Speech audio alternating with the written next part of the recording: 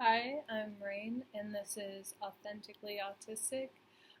You'll notice that this isn't my usual format, and I feel very uncomfortable about that.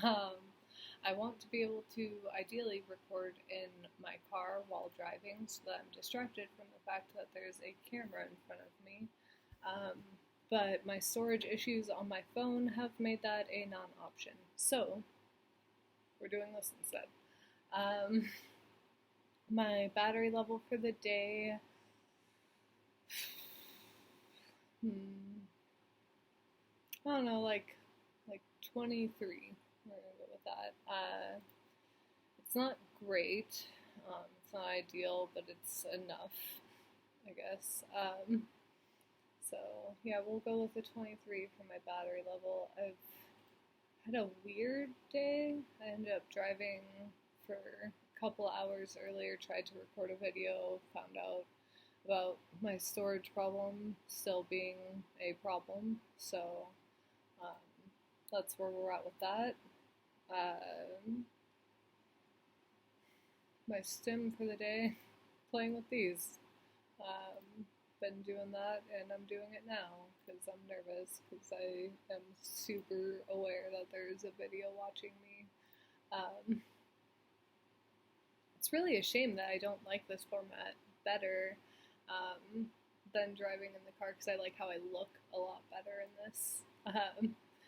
But maybe we'll get there. Maybe I'll get less nervous and be able to deal with you looking at me this intensely in the future. Let's see.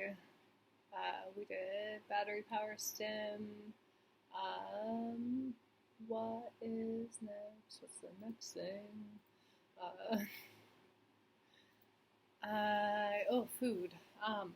Food. Food. I did an interesting thing with food today. I am on my period currently in the early stages of it, which means I get like weird cravings.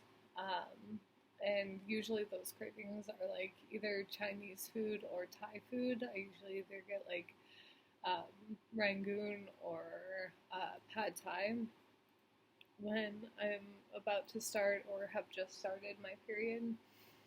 So I got some wontons and lo mein, and yeah, that was my food for the day so far. It's actually really late compared to when I usually film these. Um, I ended up going for a couple hour drive, like I said, to get some supplies and um, to give a food donation to somebody.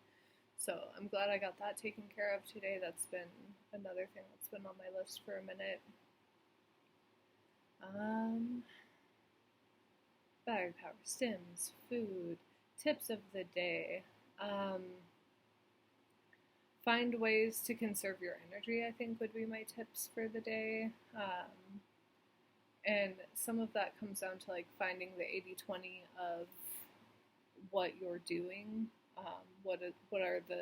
What's the 20% of like the most important things that you need to get done, and then going from there. Some of energy conservation is just how can you most easily do the task. I know that I like to like if I'm gonna clean the kitchen, a lot of the times I like to wait until I have the energy to do all of it in one fell swoop because I don't like finishing only half of it. It really bothers me to do an amount of cleaning and to not finish the whole thing. But I think sometimes to get through the day, you have to allow yourself to only do part of the thing and what's the most important part of that thing that you can do. And today I did that. I cleaned one section of counter in my kitchen, and it's arguably the most important section of counter. It's where I chop all the veggies and do most of the prep work for cooking. And I didn't do any of the dishes, and I didn't clean any of the other surfaces. Oh, I took the trash out. That was the other component that really needed to be done. So I took the trash out and I did that one section of counter, and that was it. And I didn't touch anything else because that's all I had the energy to do today. Autism thing today, because it's so blatantly apparent in this video to me right now, I'm going to talk about eye contact and what a struggle it is to figure out the appropriate amount of eye contact to make with a person or a camera. And I never know. I never know how much eye contact I should make, and so sometimes I'll like deliberately try and figure out like, okay, so I just looked, so look away for a while and don't make eye contact, because if you make too much eye contact, that's a problem.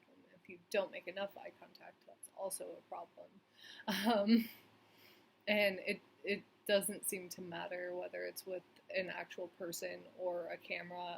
I know I do my virtual therapy sessions now, and I'm still very aware of how much I am looking at the camera, or how much I'm looking at the little screen with me on it in the bottom, or how much I'm looking away, and I never know what is the appropriate amount to do for that. And eye contact seems to be like a pretty big through line for most autistic people. Struggle with either making too much or not making enough, and I really just wish that there wasn't so much pressure, mostly by neurotypicals, to make an amount of eye contact. I don't think that should be a relevant part of conversations. In fact, often during, arguments or disagreements, I will close my eyes completely, so that I can focus on what the other person is saying, because if I have my eyes open, then I'm looking at all of the other things, or I'm looking at their facial expressions, and I'm misinterpreting what they're saying because I'm too focused on trying to figure out what emotion they're feeling, and if their emotions are at me or about me, and a lot of that is not relevant information for me to have in that moment. And so I'll close my eyes and I'll try and pay attention to the words that they're using and what they're actually saying to me, and that helps me a lot. And so I just don't think that it should be such an ever-present thing in communication to make eye contact at all. So that's the autism thing of the day, stim of the day, battery percentage, and tip of the day. So I think that's it. I think we're good. Thanks for joining me on this weird video where we're not taking a drive. Talk to you guys later.